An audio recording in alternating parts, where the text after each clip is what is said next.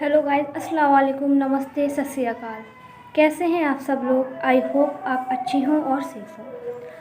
आज मैं एक नई वीडियो के साथ आई हूँ। आज मैं जिस वीडियो पर रिएक्शन दूंगी वो है मेजर सर की वीडियो है। तो देखते हैं मेजर साहब क्या कहते हैं। वो हर वीडियो में एक नई नई टॉपिक लेकर आते हैं। सो इस बार देखते हैं वो क्या कह रहे हैं। तो चलिए स्टार्ट करते हैं वीडियो को। इससे पहले प्लीज़ हमारे चैनल को सब्सक्राइब करें, लाइक करें एंड शेयर करें ताकि आपको ऐसी मोर रिएक्शन वीडियो मिलती रहे। चलिए स्टार्ट करते हैं।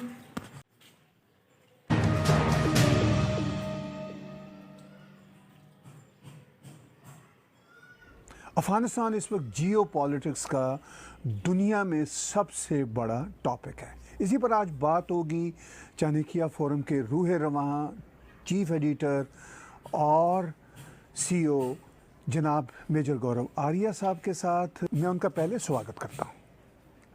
बहुत बहुत धन्यवाद सर। जी मेजर साहब, शुक्रिया जुड़ने का। देखिए, दिनों में सूरत हाल बदली और ये वो बदली है जिसके बदलाव का कोई सोच भी नहीं सकता था कि इतनी तेज़ी से हालात बदलेंगे, लेकिन बहरहाल बदल गए हैं। इसका एक कारण मुझे सर ये नज़र आता है कि वहाँ पे कोई ऑल्टरनेट कुव्वत ही नहीं थी अफ़गानिस्तान में जो तालिबान को रोक सकते। अदरवाइज़ तालिबान को बहुत बड़ी ताकत नहीं थे। हम आज भी देखते हैं कि अफ़गानिस्तान में जब उनका इंडिपेंडेंस डे कल ही मनाया गया तो आम अफ़गानों ने तालिबान की गोलियों की परवाह ना करते हुए अफ़गानिस्तान के झंडे लहराए। उन्होंने तालिबान के झंडे नहीं लहराए। लगता है कि आपको आने वाले दिनों में एक नई रेजिस्टेंस वहाँ पे बनती नज़र आ रही है। ऑफ कोर्स उसमें समय लगेगा। बातचीत को यहाँ से हम शुरू करते हैं। जी ताहिर साहब, पहली बात तो मुझे इनवाइट करने के लिए बहुत बहुत शुक्रिया आपका। ताहिर साहब, ऐसा भी हुआ कि ये जो अफगान आर्मी थी, अफगान आर्मी लड़ी नहीं सर, क्योंकि मनी चेंज्ड हैंड्स।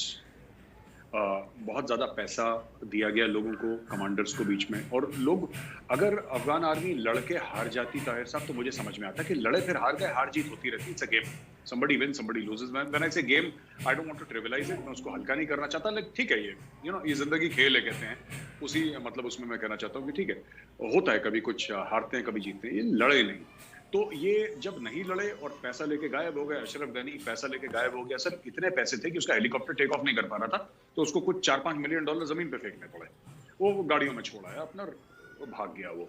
तो कहने की बात ये है ताहिर साहब की, जो अफगानिस्तान के लोग हैं, दो तीन चीजें हैं सर। एक तो कैपेसिटी बिल्डिंग नहीं हुई 20-21 साल से। कैपेसिटी बिल्डिंग नहीं हुई है इस पूरी बात की कि कि दूसरी चीज ये है कि वहां पे कोई मिडिल क्लास ऐसी एमर्ज नहीं करी सर। हाँ, वहां पे डॉक्टर्स हैं, वहां पे इंजीनियर्स हैं, वकील हैं, जाहिर सी बात है, लेकिन एक सॉलिड मिडिल क्लास एक मुल्क को स्टेबिलिटी देती है। तो वहां पे सॉलिड मिडिल क्लास का इमरजेंस नहीं हुआ। और तीसरी बात है कि जो अमेरिका ने कभी ये प्लान नहीं करा कि जब हम चले जाएंगे तो क्या होगा, और जो अफगानिस्तान की गवर्नमेंट है उसने भी ये प्लान नहीं करा, क्योंकि 20 साल से अमेरिकन थे वहां पे। उसको भी ऐसा लगा कि ये पार्टी तो चलती रहेगी, पार्टी कभी खत्म नहीं होगी, लेकिन उनको ये पता होना चाहिए था कि अमेरिकन कभी ना कभी तो जाएंगे। आज की तारीख में they don't have money to pay salaries, क्योंकि अमेरिका वहां से चली गई। जो हर 2 हफ्ते में फंड्स आते थे वो फंड्स नहीं आए, और अमेरिका ने 10 बिलियन तालिबान के, जो मतलब अफगान गवर्नमेंट के जो 10 बिलियन थे वहां पे, अब तालिबान ऑब्वियसली क्योंकि इक़्तिदार में आ चुका है वहां पे, वो रोक दिए। तो एक बड़ा जबरदस्त फाइनेंशियल क्राइसिस है। आपने जियोपॉलिटिक्स की बात करी, there is also an economic crisis brewing, क्योंकि तेल कहां से आएगा? यू सी, अब ईरान थोड़ा सा दे देगा, ईरान फ्री में तो बांटेगा नहीं। उनकी इकोनॉमी क्या है अफगानों की? There is no economy. वो ड्रग्स पे ज्यादातर निर्भर है। They don't grow anything. आपने पिछली बार सर ऐसी कौन सी कमीज पहनी थी, ऐसा कौन सा जूता पहना था जिसमें लिखा था मेड इन अफगानिस्तान? वो है नहीं उनका कुछ। They don't export anything except for drugs. So ये बड़ी मुश्किल में वो मुल्क है इस वक्त। आपने कहा कि बहुत मुश्किल में है वो मुल्क, और जो ये एक परसेप्शन बना हुआ है कि अशरफ गनी भाग गए, डर गए। ऑफ कोर्स मुझे तो मेरे सब ऐसा लगता है कि उनके पास ऑप्शन भी कोई नहीं थी। वाकई खून खराबा बहुत होता। सिर्फ डॉक्टर अशरफ गनी को कसूरवार नहीं ठहराता, जो वहाँ पे मौजूद हैं, जो अब ट्रांजिशन कमेटी में लोग बैठे हुए हैं, अब्दुल्ला उनके को प्रेसिडेंट थे, हामिद कारज़ई, ये सब के सब एक ही कच्चे चट्टे के लोग हैं फ्रैंकली। लेकिन मैं उनको भी ब्लेम नहीं करता, इसलिए कि जब निज़ाम ही ऐसा अनप्रेडिक्टेबल था तो ऐसे ही हालात होने थे। लेकिन हमें लगता है कि जो अब आम अफ़गान उठ रहा है रेजिस्ट करना शुरू कर रहा है, एटलीस्ट आवाज़ उठा रहा है, वो शायद आने वाले दिनों में एक आवाज़ बनेगी और मेरा ख्याल है वो पायदार आवाज़ होगी। इसके बारे में क्या आपकी कमेंट्री होगी? देखिए, मैं आपको ताहिर साहब एक बात बताता हूँ सर। ऐसा है कि अब अफगानों को चाहे एक बुरे बुरा वाकया गुजरा उनके साथ, एक सेंस ऑफ बिट्रेयल था, चाहे अशरफ गनी हो चाहे कोई और भी हो, अमेरिकन का जाना। लेकिन अब मुझे लगता है कि अफगानों में धीरे धीरे एक बात की समझ आ रही है कि आपको आजादी कोई और नहीं दिलवा सकता, आपको आजादी खुद ही छीन के लेनी पड़ेगी। ये ऑर्गेनिक होती है सर। हिंदुस्तान में भी सर कितने लोग, हर एक मजहब के लोग मरे कटे सर अंग्रेजों से लड़ते हुए, तब जाके आजादी मिली। सुभाष चंद्र बोस की तो इंडियन नेशनल आर्मी थी, नेताजी की आधी इंडियन नेशनल आर्मी सर खत्म हो गई सर, शहीद हो गए वो लोग आधी। पता नहीं कितने लोग उसमें से खत्म हो गए सर। और कितने हमारे चंद्रशेखर आजाद हैं, हमारे शहीद भगत सिंह हैं, और Ashfaqulla and so many other people who laid down their lives for this country. तो तब जाके हमें आज़ादी मिली सर। 1857 की बात करें, फर्स्ट वॉर ऑफ इंडिपेंडेंस। तो अगर मैं इंडिया का ही एग्जांपल दूं, हमारे कितने लोग थे जिसकी वजह से हमें आज़ादी मिली, और कितने लोग हैं हमारी फौज के, आर्मी नेवी एंड एयरफोर्स के, जो रोज अपनी जानें दे रहे हैं इस देश के लिए, तब जाके आज़ादी बरकरार है सर। क्योंकि एक बार आज़ादी मिलने से कुछ नहीं होता। अफगानिस्तान को भी 100 साल पहले मिल चुकी थी आज़ादी से। उनका कल ही इंडिपेंडेंस डे था अफगानों का। Yesterday only they celebrated their independence day. तो ये बड़ा दुख भी होता है कि मैंने पहली बार ऐसा अपनी लाइफ में देखा कि कोई मुल्क गुलामी में अपना इंडिपेंडेंस डे सेलिब्रेट कर रहा है। ये मैंने कभी देखा नहीं अपनी लाइफ में, आपने भी नहीं देखा होगा कि कोई मुल्क जो है अपना गुलामी में इंडिपेंडेंस डे सेलिब्रेट कर रहा है। लेकिन मैं सैल्यूट करना चाहता हूँ, मैं सलाम पेश करना चाहता हूँ उन जो लोग हैं, जो आवाम है, बच्चे हैं, जो सड़क पे आए और तालिबान की गोलियों का सामना करते हुए उन्होंने अफगानिस्तान के झंडे लहराए सर। ये बड़ी बात है, ये छोटी बात नहीं है sir. It requires great courage and valor to do that in the face of such adversity. They've been dealt a bad deal in life. ठीक है, उनके लीडर्स ने धोखा दिया, सब लोगों ने धोखा दिया। मुझे अमेरिका जल्दी चला गया, रातों रात अमेरिका गायब हो गया, चाइना ने अपना गेम करा, वो सब करा। लेकिन ये लोग फिर अपने पैरों पे खड़े होते हैं। बहादुर कौम है अफगान कौम, and they will fight sir. मैं उम्मीद से हूँ सर। आपको उम्मीद है, हमें भी उम्मीद है, लेकिन इस वक्त की जो ग्राउंड रियलिटी है, अभी आपने पीछे बात की कि फाइनेंशियली क्राइसिस, अभी सरकार पूरी तरह से बनी भी नहीं तो फाइनेंशियल क्राइसिस सामने है। इसके साथ साथ जो जियो पॉलिटिक्स के इशू हैं वो ये है कि तालिबान बहरहाल इस वक्त वहाँ के करता धरता है।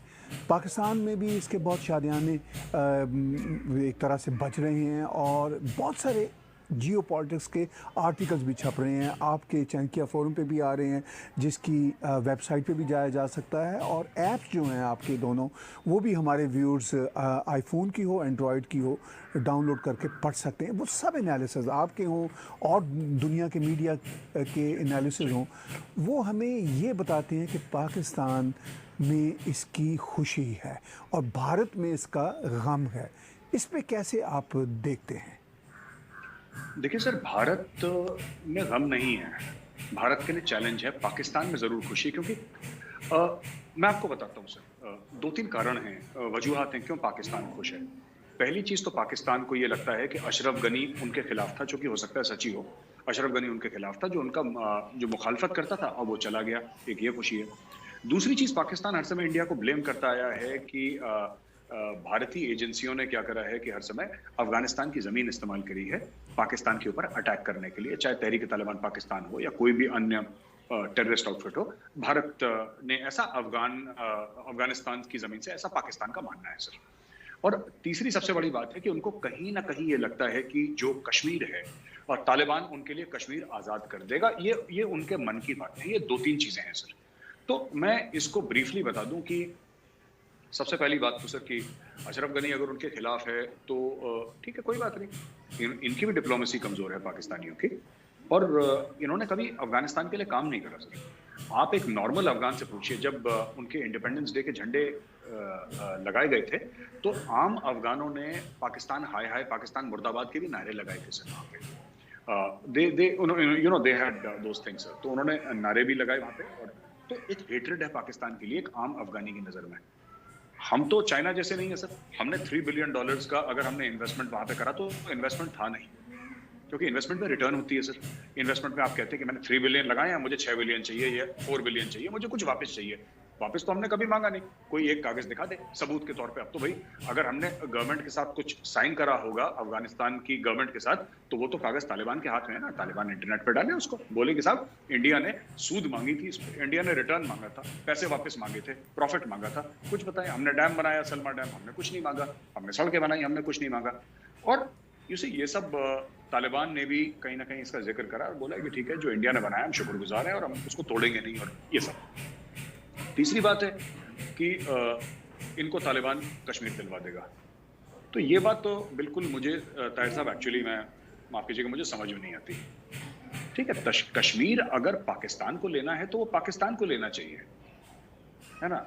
कभी इनको लगता है कि सर कभी चाइना दिलवा देगा इनको कश्मीर, इनका ये भी है ना कि हमें चाइना दिलवा देगा। फिर इनको कभी लगता है तुर्की दिला देगा, फिर कभी लगता है मलेशिया दिला देगा, फिर इनको लगता है कि OIC, organization of Islamic cooperation की जो कंट्रीज हैं वो दिलवा देंगी।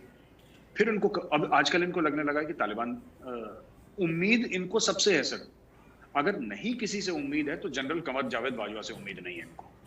अरे आप ही का नारा है ना, आप ही का मोटो है ना, ईमान तकवा जिहाद फी सबीलिल्लाह, ये तो पाकिस्तानी फौज का नारा है। पाकिस्तानी फौज का मकसद जिहाद है, उन्होंने खुद लिख रखा है, उनका वो मोटो है उनका। तो आप ये किस लिए है सर, ये पाकिस्तानी फौज या डीएचए के प्लॉट घेरने के लिए है? मुझे आज तक समझ में नहीं आई। आप पाकिस्तानी फौज को बोलिए कि भाई हमने 6-8 लाख की फौज क्यों पाल रखी है, आप कश्मीर क्यों नहीं छुड़ा सकते? क्यों हर समय भीख मांगते रहते हैं? कभी किसी से पैसा दे दो, लोन माफ कर दो, वैक्सीन दे दो, कश्मीर दिलवा दो। ये इनका हर समय सर हाथ इनका ऐसे ही रहता है। मैंने एक बात देखी है, 24 घंटे इनका हाथ ऐसे रहता है। अरे कभी तो ऐसा हाथ हो, कभी तो देने वाला हाथ हो कि जी हमने दिया तुमको, ये देने की किसी सूरत में है नहीं। तो यही इनकी फजूलियात है सर। ये अब मैं क्या बोलूं इसमें, तो ये स्ट्रेटेजिक थिंकिंग नहीं है पाकिस्तान में, it's highly tactical in nature, highly tactical. इनकी ये उस लेवल के ऊपर नहीं उठ पाए जहां पे ये बात करते हैं सर मुजाहिद हैं और जिहादी हैं और गाजी हैं, यही सब फजूलियात की बात करते हैं सर, फजूलियात की बातें।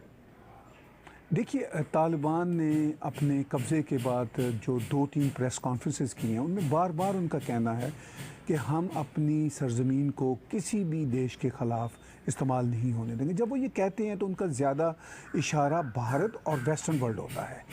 और फिर अभी कुछ तजारत की बात हुई तो तालिबान ने फिर, उनके स्पोक्स पर्सन ने कहा कि हम भारत के साथ तजारत भी बंद नहीं कर रहे।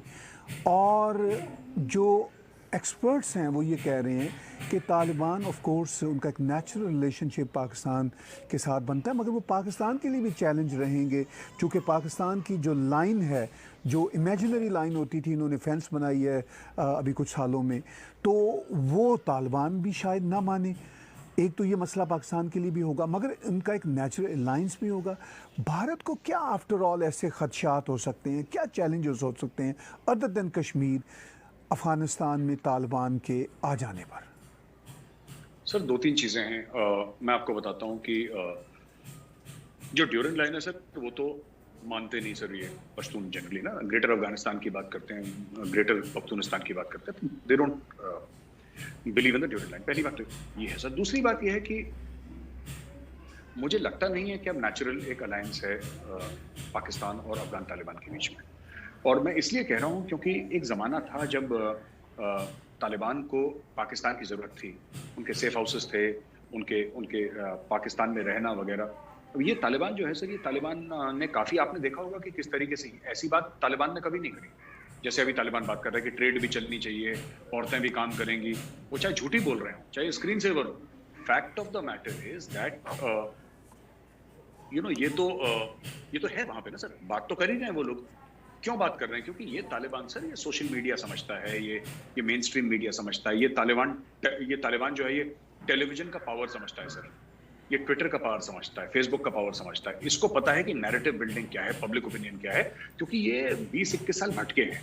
और ये थोड़ा सा दीन दुनिया वाला तालिबान है, जिसने दीन दुनिया देखी है, जिसको पता है कि सब दुनियादारी क्या है, इस तालिबान को पता है। वो करेंगे वही चीज जो उनकी फितरत में है। अभी भी गोलियां चला रहे हैं क्राउड के ऊपर, वो बदलेंगे नहीं, लेकिन अब उनको पता है कि दुनिया की तरफ मैसेजिंग क्या होनी चाहिए। मुझे लगता है सर कि अब तक उस तालिबान को उतनी जरूरत नहीं रही पाकिस्तान की जितनी पहले वाले तालिबान को थी। क्योंकि मैं आप ही के प्रोग्राम में मैंने पहले भी बोला था सर कि अब देखिए, ये जब चीन में गए थे सर, चीन के विदेश मंत्री से मिलने के लिए, जो एक्सटर्नल अफेयर्स मिनिस्टर है वांग यी, तो किसी पाकिस्तानी के थ्रू नहीं गए सर, डायरेक्टली इनको कॉल आया इनको रशिया से, अमेरिका से, इंडिया से, तजाकिस्तान से, ईरान से, इनको डायरेक्टली कॉल आ रहे हैं। तो जो पाकिस्तान हर समय जो पैसे खाता था सर बीच में बिचौलिया बनने के, याद है आपको 50-60s में उसने पैसे बीच में खा लिए थे अमेरिका और चाइना को आपस में मिलवाने के। तो पाकिस्तान हर समय वो ट्रेडर वाला काम करता है। ये कमीशन एजेंट जो होते हैं ना सर कि मैं कमीज बनाता हूं, आपको बल्क में कमीज खरीदनी है तो हम दोनों की मीटिंग कराई और 2% ले लिया। वो पाकिस्तान का गेम रहा है, क्योंकि पाकिस्तान का भी इंडस्ट्री तो ठप बैठी है सर, उन्हें करना कुछ है नहीं, ये बिचौलियापन का काम करना है। तो अब क्या है कि this Taliban does not require Pakistan. हाँ, इनके रिश्तेदार हैं, इनके पर्सनल बॉन्ड्स हो सकते हैं और इनकी इमोशनल अटैचमेंट भी थोड़ी बहुत पाकिस्तान के साथ हो सकती है, हम इसके इनकार नहीं कर सकते। लेकिन जहां तक सत्ता में रहने की बात है, जहां पे पॉलिटिकल पावर की बात है, जहां पे सपोर्ट की बात है, आप एक बात बताइए सर, इनको चाइना ने रिकॉग्नाइज कर लिया, ठीक है ताहिर साहब, इनको चाइना ने रिकॉग्नाइज कर लिया। चाइना ने बोला हम मैसिव इन्वेस्टमेंट करेंगे अफगानिस्तान में।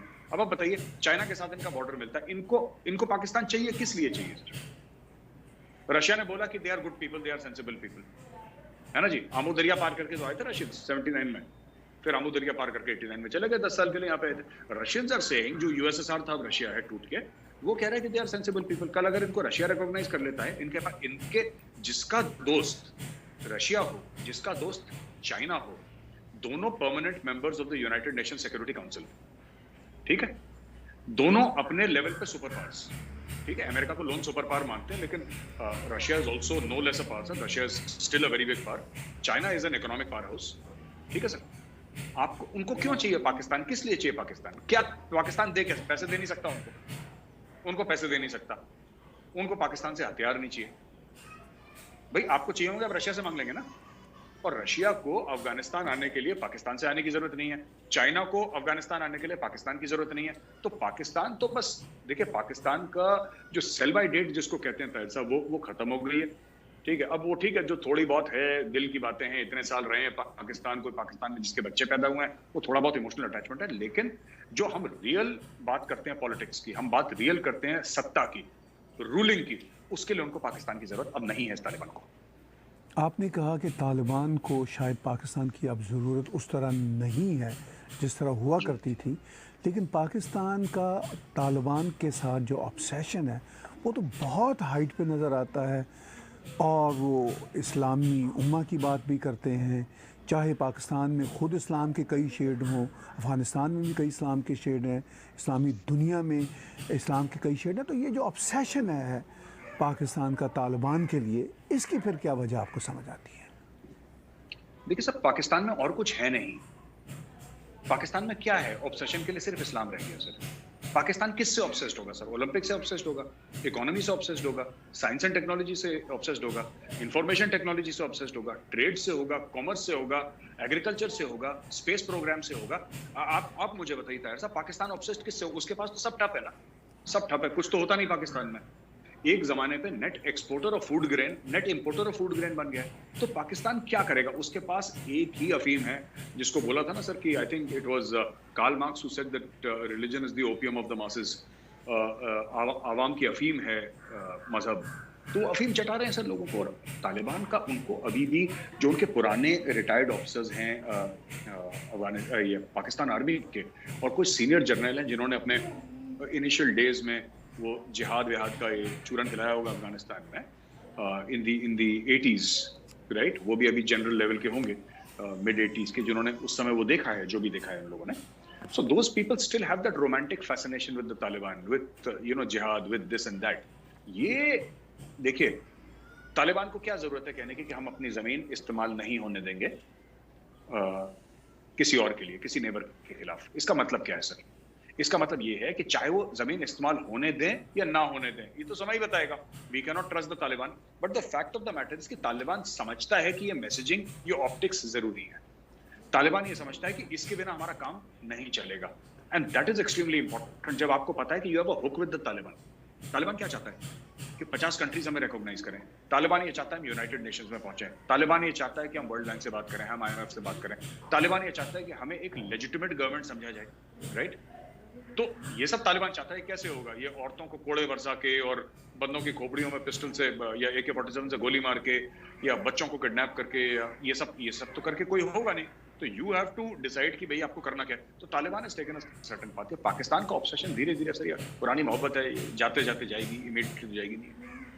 आपने कहा कि वो ऑब्सेशन की वजह बड़ी साफ़ है कि और बदकिस्मती से प्रोडक्टिव काम वहाँ पे हो कोई नहीं रहे, लेकिन हम भारत में भी देखते हैं कि कोई ना कोई ऐसे फैक्शंस हैं। जनरली भारत के मुसलमानों की मेजॉरिटी तालिबान को मेरा ये ख्याल है पसंद नहीं करती, मगर मैंने क्लब हाउस में कुछ ऐसी गुफ्तगू सुनी। इवन भारत के कुछ शिया लीडर्स जैसे कुछ क्लिप हम आपके साथ व्यूअर्स के साथ शेयर कर सकते हैं, वो भी अपनी मोहब्बत का इजहार करते हैं। कुछ अपने आप को शायर कहने वाले लोग वो भी अपनी मोहब्बत का इजहार करते हैं तालिबान के साथ। तो ये जो कुछ फैक्शंस हैं भारत में भी तालिबान से मोहब्बत का इजहार करते हैं, इससे भारतीय समाज को कितना कंसर्न होना चाहिए?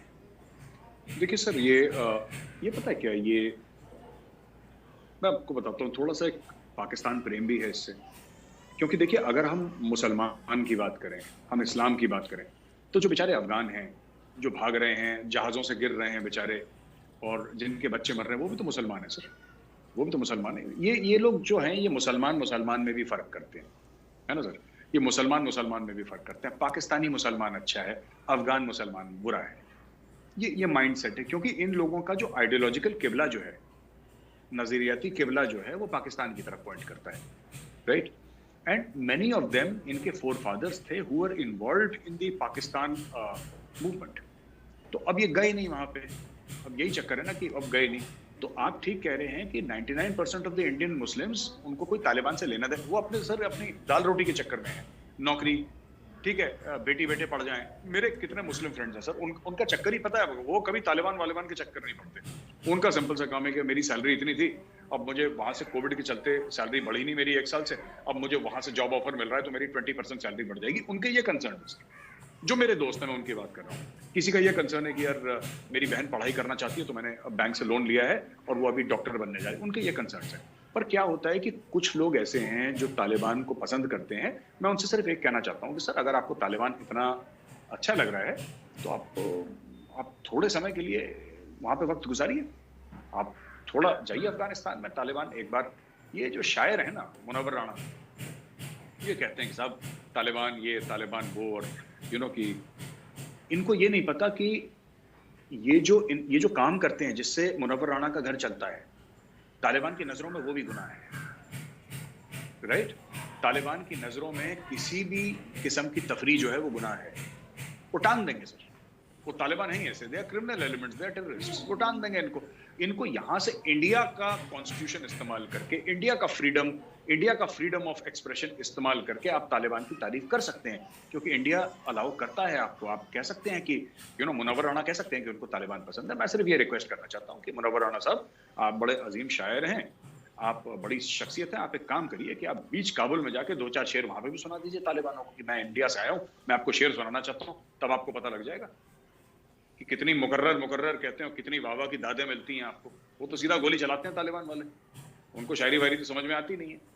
किसी भी प्रकार की सर कविता, शेरो शायरी, पोएट्री, कुछ भी दे डू नॉट अप्रिशिएट, वो सीधा गोली मारते हैं सर। ये कहते हैं कि मुनव्वर राणा का एक स्टेटमेंट आया कि मैं भी वही बिलीव करता हूं जो तालिबान बिलीव करता है कि पैसा मर्द को कमाना चाहिए, औरत को नहीं। ठीक है, अब देखिए, कॉन्स्टिट्यूशन ऑफ इंडिया गारंटी करता है, ठीक है, कॉन्स्टिट्यूशन ऑफ इंडिया गारंटी करता है कि भाई मर्द और औरत बराबर हैं, जिसको जो कमाना है अपने हिसाब से, अपने क्वालिफिकेशन, एक्सपीरियंस और मेरिट के हिसाब से कमाए। कॉन्स्टिट्यूशन ऑफ इंडिया बराबरी की बात करता है, राइट? तो मुनव्वर राणा जो कह रहे हैं ये कॉन्स्टिट्यूशन ऑफ इंडिया की स्पिरिट के खिलाफ, it's not a crime but it's against the spirit of India. यही मुनव्वर राणा देश के खिलाफ और तालिबान के साथ है, उसी कॉन्स्टिट्यूशन का इस्तेमाल करके कि फ्रीडम ऑफ एक्सप्रेशन मेरा है, क्योंकि कॉन्स्टिट्यूशन ऑफ इंडिया गारंटी करता है। कुछ बोले तो अभी विक्टिम कार्ड लेके टीवी के सामने रोना शुरू कर देंगे, विक्टिम कार्ड खेलेंगे कि साहब मुझे दबाया जा रहा है, मुझे कुचला जा रहा है। करोड़पति हैं ये सब, शेयर लिख लिख के इंडिया ने करोड़पति बना दिया, और ये दम तालिबान का भर रहे हैं। तो भाई साहब, मैं तो कह रहा हूं कि जिसको तालिबान पसंद है, जिसको भी पसंद है, गॉड ब्लेस यू, आप एक बार जाइए तो वहां पे, आप जाइए। हमें भी तो लगे कि हाँ आपने कुछ करा है काम, तो please go and please visit the Taliban and live under their rule. अब 10-15 दिन, 1 महीना रहकर रहिए, फिर हमसे बात करेंगे। मेरे साहब, आपने बड़ा अहम नुक्ता उठाया कि जो अफ़गान मर रहे हैं, जो तालिबान के सपोर्टर नहीं हैं, वो भी तो मुसलमान हैं। ऑन द अदर हैंड हम पाकिस्तान में देखते हैं बलोच जो हैं वो भी तो मुसलमान हैं, मेजॉरिटी ऑफ देम, और उनके साथ कितना जुल्म होता है। अब भी तारीख के औराक पलटें तो बहुत पीछे ना जाएं तो बांग्लादेशी मुसलमान भी तो मुसलमान हैं जिनका मिलियंस में बेचारों का कत्लेआम किया गया, लाखों ख़वातीन को रेप किया गया। वीगर जो हैं वो भी तो मुसलमान हैं, जिनकी ये जो हैं भारतीय मुसलमानों के वो ग्रुप जो तालिबान को सपोर्ट करते हैं वो कभी उनके हकूक़ के लिए आवाज़ नहीं उठाते। कुर्द भी तो मुसलमान हैं जो 4 मुस्लिम कंट्री से कई सालों से मारे जा रहे हैं, इराक़, ईरान, सीरिया, टर्की। तो आफ्टर ऑल इन चीज़ों की तरफ इनकी नज़र क्यों नहीं जाती? सर फायदा नहीं है वहां पे सर, आइडियोलॉजिकली अलाइंड नहीं है। देखिए ये सिर्फ कहने को मुसलमान है, कहने को मुसलमान है। अगर इनके पास कल आ जाए ना वीगर मुसलमान कि भाई आप हमारे लिए क्यों नहीं आवाज उठा रहे हैं, नहीं उठाएंगे, ये कभी नहीं उठाएंगे उसके लिए। इनकी तरफ से सर वो कल मरता है आज मरे, आज मरता है अभी मरे, इनको कोई फर्क नहीं पड़ता। इनको आवाज उठानी है रोहिंग्या के लिए, ठीक है, क्योंकि पाकिस्तान कहता है कि इंडिया में रोहिंग्या आना चाहिए। ठीक हो गया सर। ये कभी मुहाजिरों के लिए आवाज नहीं उठाएंगे कि पाकिस्तान में जिसका 25,000 मुहाजिरों का 10 साल में सिर्फ कराची में कत्लेआम हुआ था, कभी नहीं उठाएंगे सर, ठीक है। ये कभी बलोचों के लिए आवाज नहीं उठाएंगे, ये कभी पश्तूनों के लिए आवाज नहीं उठाएंगे, ये कभी मुसलमानों के लिए। मैं कह रहा हूं कि ठीक है आपके मन में हिंदू हेट्रेड है, मुझे समझ में आता है कि आपके मन में हिंदू हेट्रेड है, कोई बात नहीं, आप हिंदुओं के लिए मत उठाइए आवाज। अब मुसलमानों के लिए तो आवाज उठाइए, आप इतने बड़े मुस्लिम बनते हैं, उनके लिए भी नहीं उठाते, उसमें भी सेलेक्टिव है सर। तो ये मुनाफिक लोग हैं, इनको देखिए सर, इनका कोई दीन ईमान नहीं है, और इनकी जो आइडियोलॉजिकल अलाइनमेंट है इनकी, it is totally and totally with Pakistan. ये, और मुझे नहीं पता क्यों किसी फेलियर के साथ क्यों अपने आप को कोई एसोसिएट करना चाहेगा। I have not understood why would you want to associate yourself with a nation that has failed in every front। पैसे पाकिस्तान के पास नहीं सर, इकोनॉमी उसकी चरमरा रही है, लोन उन्होंने ले रखे हैं, ओलंपिक में इनके मेडल जीरो हैं, स्पोर्ट्स में ये लोग जीरो हैं, इनका इंफ्रास्ट्रक्चर बेस जीरो है, पूरा मुल्क गिरवी रख रखा है सब कुछ। अगर मैं कुछ झूठ बोल रहा हूं तो कोई मुझे पॉइंट आउट करे, और मैं चाहता हूं अगर कोई पाकिस्तानी भाई बहन ये देख रहे हो वीडियो तो आप कमेंट सेक्शन पे बोलें कि मैंने कहां पे झूठ बोला है, तो आप देखेंगे मेजर साहब आपने झूठ बोला है, फिर मैं आऊंगा एंड आई विल अपोलोजाइज, मैं आपसे माफी मांगूंगा यहाँ पे आके कि साहब हाँ ठीक है मैंने झूठ बोला है, आप साबित करें मैं झूठ बोल रहा हूँ।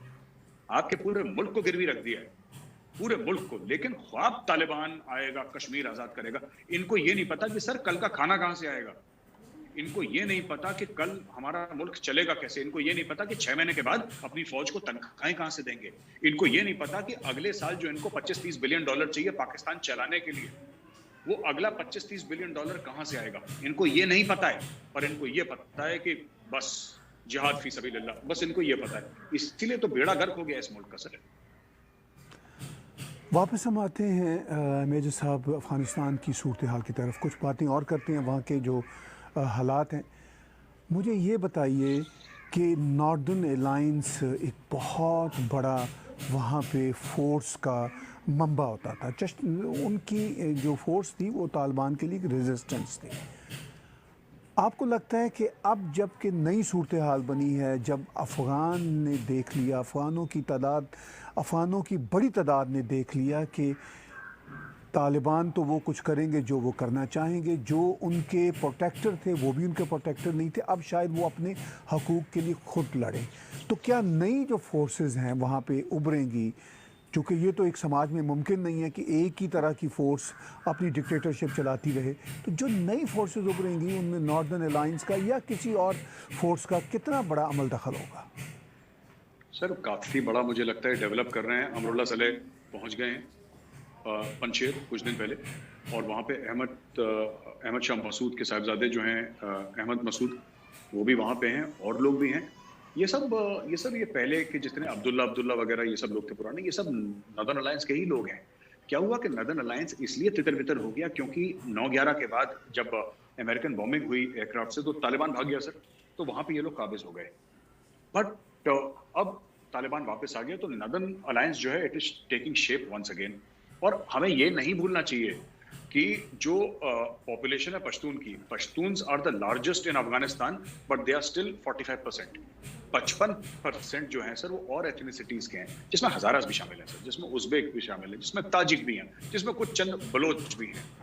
तो ये सब कम्युनिटीज वहां पे हैं, and together they are forming various people. और उसमें एक और चीज है सर, अफगान आर्मी के बहुत सारे सिपाही जो हैं वो पंजशेर पहुंच गए हैं सर, खासतौर से उनकी स्पेशल फोर्सेस के, उनकी कमांडोज के जो ट्रेंड हैं वो लोग पहुंच गए हैं और they are there and they have reach there and ये लोग जो है सर दे सेड कि हमारे अफसरों को पैसा दे दिया और हमारे जर्नलों को पैसा देके सरेंडर करवा दिया, लेकिन हम तो लड़ना चाहते थे लेकिन हमें हुक्म नहीं मिला लड़ने का। तो बेसिकली क्या है कि अब हम लोग लड़ेंगे, अब हम लोग लड़ेंगे। तो अमरुल्लाह सलेह के लिए, और अमरुल्लाह सलेह ने अपने आप को अफगानिस्तान का प्रेसिडेंट डिक्लेयर कर दिया है, उसका सदर डिक्लेयर कर दिया है, और तजाकिस्तान ने अशरफ गनी की फोटोग्राफ हटाई और अमरुल्लाह सलेह की फोटो वहां पे रख दी। तो ये रीजन जो है बहुत फास्ट चेंज हो रहा है sir, it's changing very fast. बड़ी आपने अहम बात की कि ये कोई एंड ऑफ द गेम नहीं है जो तालिबान का काबुल पे कब्ज़ा है, ये असल में गेम की शुरुआत है, मुझे तो ऐसा लगता है। क्योंकि तालिबान के चैलेंजेस भी बहुत हैं, इकोनॉमिक चैलेंजेस होंगे, वो कह तो रहे हैं बहुत सारी मीठी मीठी बातें, लेकिन प्रैक्टिकली ऑन ग्राउंड पे वो नहीं कर सकेंगे। तो अल्टीमेटली दूसरी फोर्सेस वहाँ पे डेवलप होंगी और इमर्ज होंगी। और आपने जैसा कि कहा कि अमरुल्लाह सालेह जो हैं वो अब एक नए लीडर के तौर पर सामने आ रहे हैं, और चलिए वो अगर ना भी बहुत पायदार हुए तो ये तो मुमकिन नहीं है कि तालिबान को रेजिस्टेंस ना मिले। तो तालिबान को दुनिया में कितना तस्लीम किया जाएगा आने वाले दिनों में? सर मुझे नहीं लगता कि दुनिया तस्लीम करने के मूड में है तालिबान को, लेकिन ऐसे कई मुल्क हैं, दो किस्म के मुल्क हैं तस्लीम करेंगे सर, जो अफगानिस्तान में अपनी स्टेक्स चाहते हैं। ये पंट है sir, it's a betting game, कौन से घोड़े पे कौन पैसा लगा रहा है इसमें, ठीक है। अब जैसे कुछ लोग हैं जो इसलिए तस्लीम करेंगे क्योंकि चीन ने उनको पैसे दे रखे हैं। अब ये डिपेंड करता है, चीन भी देखेगा इनका बिहेवियर तालिबान का, क्योंकि चीन ऐसे नहीं करेगा कि 10 लोगों को फोन करके बोल दिया कि तुम तस्लीम करो अफगानिस्तान को, और पता लगा कल की 25-30 मुल्कों ने तस्लीम कर दिया। चीन भी ये देखेगा कि इनकी कारकर्दगी कैसी है, इनके कॉल ऑफ फेल में फर्क तो नहीं है, जो क्योंकि they also realise China is a very smart player. China will never put troops on the ground in Afghanistan sir. China अपने फौजी, मेरे हिसाब से, मुझे ऐसा लगता है, and I could be wrong, but मेरा ये असेसमेंट है सर, मेरा तर्जिया है कि चाइना कभी ट्रूप्स ऑन द ग्राउंड नहीं डालेगा अफगानिस्तान में। चाइना चेक लिखा गया, क्योंकि उनको पता है, और चाइना ऐसे ही मुल्क में आता है इन्वेस्टमेंट करने के लिए जहां पे इंस्टेबिलिटी होती है, जहां पे करप्ट पॉलिटिकल लीडरशिप होती है सर, और जहां पे चाइना मन मर्जी के दामों पे लोन दे सकता है। तो चाइना ने इनको रिकॉग्नाइज करा है, अब चाइना देगा तालिबान को लोन। चाइना पैसे नहीं देगा सर, वैसे गिफ्ट नहीं देगा जैसे अमेरिकन देते हैं। अमेरिकन ने तो अफगान सरकार को दिया ही है पैसा, कुछ मांगा थोड़ा है, बिलियंस ऑफ डॉलर्स खर्च कर दिया। अमेरिका ने तो कुछ नहीं बोला कि हम तुमसे वापस लेंगे। चाइनीज ऐसे नहीं है सर, चाइनीज बोलेंगे ठीक है तुम्हें $30 बिलियन चाहिए ना, लो 30 बिलियन, कोई दिक्कत नहीं है, पर 30 बिलियन का तुम सांस हमारे हिसाब से लोगे, और तुम कल तक जो सांस ले रहे थे ना, वो हर सांस में तुम शी जिनपिंग बोलोगे, और हर सांस में तुम चाइना जिंदाबाद बोलोगे। ये China will ensure that, they will ensure complete, जैसे पाकिस्तान का सर, पाकिस्तान का कराची का एयरपोर्ट, इस्लामाबाद का एयरपोर्ट, हर एक जितने भी एयरपोर्ट है वहाँ पे, बड़े बड़े इंटरनेशनल एयरपोर्ट, वहाँ के मोटरवेज, वहाँ पे पाकिस्तान रेडियो, पाकिस्तान टेलीविजन की बिल्डिंग, पाकिस्तान इंटरनेशनल एयरलाइंस के पूरे जहाज, पूरे उनके एसेट्स सबके सब तो गिरवी रखवा लिए ना, जब सबके सब गिरवी रखवा लिए, पैसा दिया उसके एवज में, उन्होंने गिरवी रखवा लिए। अब एक काबुल इंटरनेशनल एयरपोर्ट जाएगा सर, काबुल इंटरनेशनल एयरपोर्ट जाएगा, वो पैसा देंगे बिल्कुल, चाइनीज मना नहीं करेंगे पैसा देने के लिए, और इनकी मजबूरी है भाई, आप इक्तिदार में आ गए, आपको इक्तिदार की हवस थी, आप काबुल पे चढ़ दौड़े, अब संभालो, देखते हैं कितना संभालते हो, संभालो। क्योंकि सर ऐसा, देखिए आपने नर्दर्न अलायंस की जो बात करी ना ताहिर साहब, वो एक सच्चाई है, जो अब अफगान झंडा लेके खड़े हो रहे हैं अफगानिस्तान का, वो भी एक सच्चाई है। लेकिन जब ये सब चीजें, वो कहते हैं ना, जब नई नई शादी होती है तो everybody is in a state of euphoria for a few months, फिर उसके बाद प्रैक्टिकल लाइफ आपको हिट करती है ना, कि जैसे लोन के पैसे देने हैं, EMI जानी है ना, मेडिकल इंश्योरेंस के पैसे जाने, ये सब जिंदगी की सच्चाइयां हैं सर, विच तालिबान, इफ देखिए चाइना ने रिकॉग्नाइज कर लिया, अब अगर चाइना की नजरों में तो लेजिटिमेट गवर्नमेंट है, अब अगर वो लेजिटिमेट गवर्नमेंट है तो फिर उनको ये करना पड़ेगा कि देन इनको जो पब्लिक वर्क्स हैं वो भी रन करने पड़ेंगे, इनको टैक्स भी कलेक्ट करना पड़ेगा सर, जो कर है, जो कर वसूलेंगे या टैक्स लेंगे वो भी इनको लेना पड़ेगा, इनको इलेक्ट्रिसिटी भी जनरेट करनी पड़ेगी, इनको कॉलेजेस भी चलाने पड़ेंगे, इनको insurance companies, banking sector, reserve bank of Afghanistan या स्टेट बैंक जो भी इनका है अफगानिस्तान में, ये सब इनको करना पड़ेगा, इनको सब करना पड़ेगा सर। एक पूरा, वो तो एक पूरा एक इकोसिस्टम है ना सर, एक पूरा एक कंट्री का तो पूरा इकोसिस्टम है। अब तालिबान को तो एक्सपीरियंस नहीं है वो इकोसिस्टम रन करने के लिए, तो तालिबान किसी ना किसी से तो बोलेगा कि भाई साहब आप जाके हमारी मदद करिए। आज भी अपना जो मुल्क का कूड़ा है पाकिस्तान खुद नहीं उठाता, टर्किश कंपनीज को उसने कॉन्ट्रैक्ट दे रखा है। 75 साल आजादी के हो गए, पर लेकिन अभी भी अब बनने के हो गए, आजादी हमारी थी, पाकिस्तान तो क्रिएट हुआ था, 75 साल हो गए, आज भी उन्होंने टर्किश कंपनीज को कूड़ा उठाने का कॉन्ट्रैक्ट दे रखा है। तो वही अफगानिस्तान में भी होगा sir, because they have not developed capacity. और जो भी पुरानी रेजीम के थे उनको तो मार डाला, या फिर मार डालेंगे, या फिर उनको भगा देंगे, उनको ट्रस्ट नहीं करेंगे, यही चीज है। तो वही बात जो मैं अभी पीछे कह रहा था कि अभी तो गेम शुरू हुई है, लोगों का ये ख्याल है कि तालिबान के कब्ज़े से एंड ऑफ द गेम हो गई है। नहीं, इनफैक्ट वो एक मुनीर नियाज़ी का खूबसूरत शेर है कि एक और दरिया का सामना था मुनीर मुझको, मैं एक दरिया के पार उतरा तो मैंने देखा। तो अब वो एक और दरिया का, बल्कि ज़्यादा बड़ा दरिया है अब, जिसको पार करना है। मालूम नहीं पार कर पाएंगे या नहीं कर पाएंगे। आपको क्या लगता है कि क्या तालिबान की सरकार, अव्वल तो वो पूरी की पूरी बनेगी नहीं, एक मिली जुली सरकार अभी भी जो बनेगी, मिली जुली सरकार बनेगी जिसमें इकोनॉमिस्ट होंगे, बहुत बड़े बड़े माहिरीन होंगे, लेकिन ये सिलसिला तो पहले दिन से ही डामाडोल और मुझे तो डोलता हुआ नज़र आ रहा है। आपको कैसे लग रहा है? नहीं सर, ये पाकिस्तान को अक्सर ये लगता है कि जो ये पूरा पाकिस्तानियों को लगता है कि जिंदगी is a 2020 match sir. T20 होता है ना, उनको वो लगता है actually life is a test match sir. धूप में खड़ा होके पूरा पूरा दिन गुजारना पड़ता है सर पसीने में, तब जाके हो सकता है कि मैच का कुछ सोल्यूशन निकले, कोई रिजल्ट निकले ना निकले, नोबडी नोज। तो ये तो सिर्फ एक साइड ने बैटिंग करी है, अभी तालिबान ने बैटिंग करी है सर। तालिबान काबुल में पहुंच गया, एक बहुत अच्छा स्कोर उन्होंने 300 का स्कोर खड़ा कर दिया, 400 का स्कोर खड़ा कर दिया स्कोर बोर्ड। अब दूसरी साइड की बैटिंग शुरू होगी। देखिए सर, ना तजाकिस्तान चुप बैठेगा, ना अमेरिका चुप बैठेगा, ना भारत चुप बैठेगा।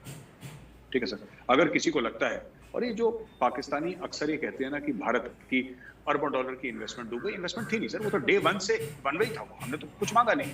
मैं तो खुला बोल चुका हूँ कि कोई भी पाकिस्तानी अगर कोई डॉक्यूमेंट डाल दे तो मैं मान जाऊँ, मैं माफी मांग लूंगा उससे कि भाई इंडिया ने बोला था कि तुम हमें इतना वापस दोगे, हमने कोई कमाना नहीं है उसमें, हमने कुछ कमाना नहीं दिया, फ्रेंडली जस्टिस था, कर दिया उनके लिए।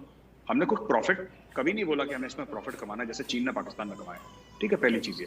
दूसरी चीज ये कि यूफोरिया, जो पाकिस्तान में सडन यूफोरिया होता है सर, ये बहुत जल्दी लुड़ियां डालना शुरू, भंगड़े डालना शुरू, सेलिब्रेट करना, और अब तो जीत गए, ये टिपिकल पाकिस्तानी टेंडेंसी है कि अब तो जीत गए, अब तो काम हो गया, फिर ये बाद में मायूस हो जाते हैं। प्रीमेच्योर सेलिब्रेशन सर, हर चीज में प्रीमेच्योरली सेलिब्रेट कर लेते हैं कि जल्दी से 1 मिनट पहले। हमारे यहाँ इंडिया में कहते हैं ना कि बर्थडे, एक हम लोग मानते हैं इंडिया में कि बर्थडे, कोई कहता है यार मैं बर्थडे के दिन यहाँ पे हूँ नहीं तो पहले सेलिब्रेट कर लो, लोग मना कर देते हैं, इट्स बैड लक। कहते नहीं एक बार बर्थडे हो जाए उसके बाद सेलिब्रेट करेंगे, पहले मत करो, डोंट टेम्प्ट फेट, जिसको कहते हैं ना डोंट टेम्प्ट फेट। तो Pakistanis love to tempt fate, इसलिए जलील होते हैं सर ज्यादा। तो ये कहानी है मेरे हिसाब से। आखिर में मेरे साहब, जो इस वक्त कॉम्प्लेक्स सिचुएशन है और जो हमने बातचीत की, इस सारी को अगर आप सम अप करना चाहें तो कैसे करना चाहेंगे? देखिए सर, मुझे तो ऐसा लगता है कि अभी गेम शुरू हुआ है अफगानिस्तान में, और बहुत मुझे बुरा लग रहा है वर्ड गेम यूज करते हुए, क्योंकि वहां पे लाखों अफगानों की जिंदगी का सवाल है और मैं एक वर्ड गेम यूज कर रहा हूँ, लेकिन मैं इसलिए वर्ड यूज गेम कर रहा हूँ क्योंकि इसको ग्रेट गेम कहा गया था पहले से sir. It has been called the great game, वो 100-150 साल से चल रहा है। कभी रशिया आ जाता है, कभी इंग्लैंड आ जाता है यहाँ पे, तो Russia was not the first super power, एक जमाने में इंग्लैंड सुपर पावर था, वो आ गया था सर। तो ये सब है। महाराजा रंजीत सिंह वहां पे, जो लोग कहते हैं सर, पाकिस्तानी अक्सर ये कहते हैं कि अफगानिस्तान को किसी ने नहीं हराया सर।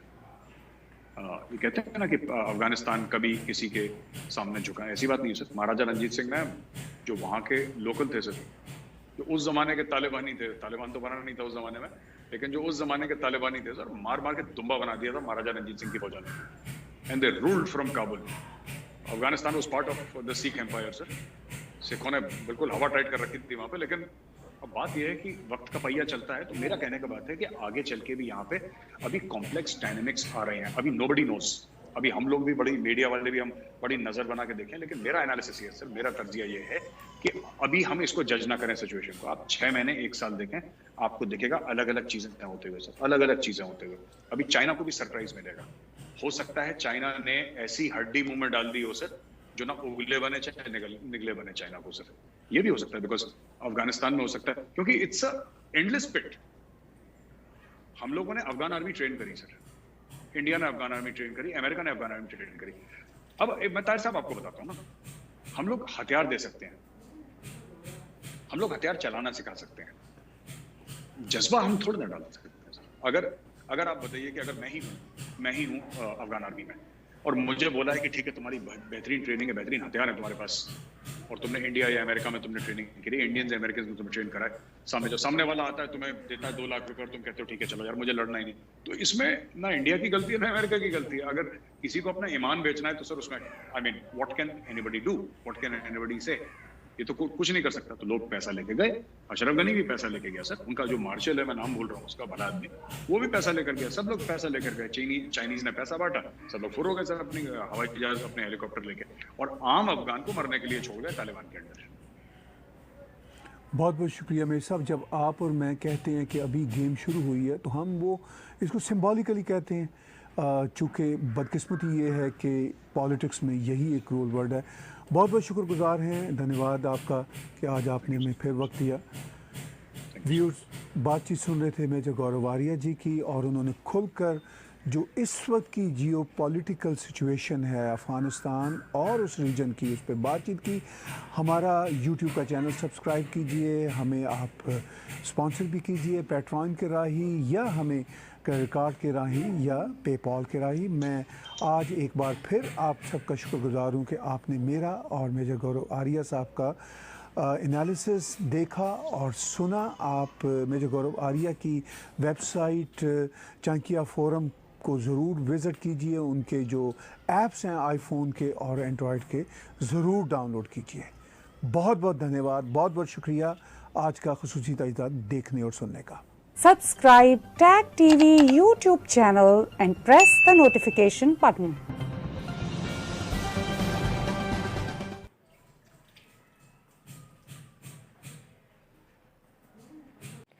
सो गाइस, ये थी हमारी अच्छी वीडियो, मेजर सर की वीडियो।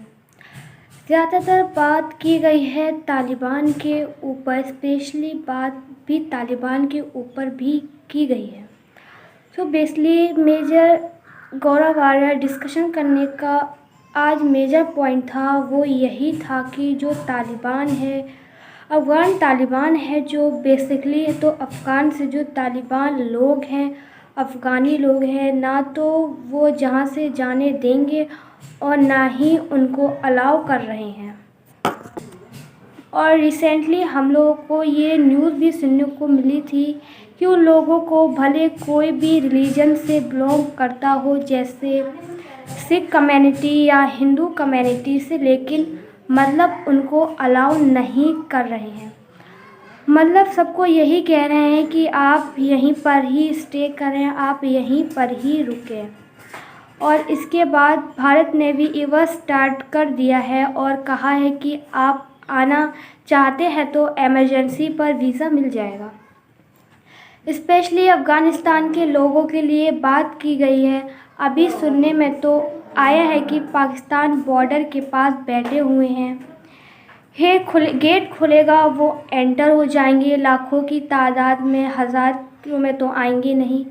लेकिन ये बात है कि तालिबान ने उनका रास्ता बंद किया हुआ है।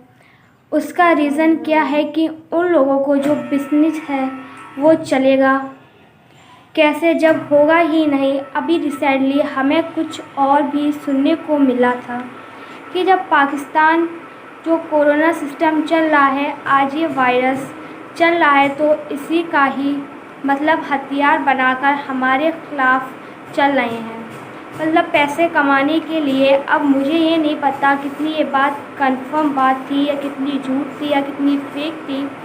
ये लोग सोच रहे हैं हमारा कुछ हो जाएगा, हमारा बिजनेस पैसा आएगा, उसकी खुद की डायरेक्टली बात कर रहे हैं, जैसे चाइना से, अमेरिका से खुद बात कर रहे हैं ताकि इनके मालूमात क्लियर हो सके। डायरेक्टली बात कर रहे हैं, ये हर कंट्री से ये अपने खुल के बात कर रहे हैं। सो गाइज़, ये वीडियो कैसी लगी आपको, प्लीज़ लाइक करें एंड कमेंट सेशन में बताएं ज़रूर आपको वीडियो कैसी लगी। एंड प्लीज़ चैनल को सब्सक्राइब करें ताकि आपको ऐसी मोर रिएक्शन वीडियो मिलती रहे।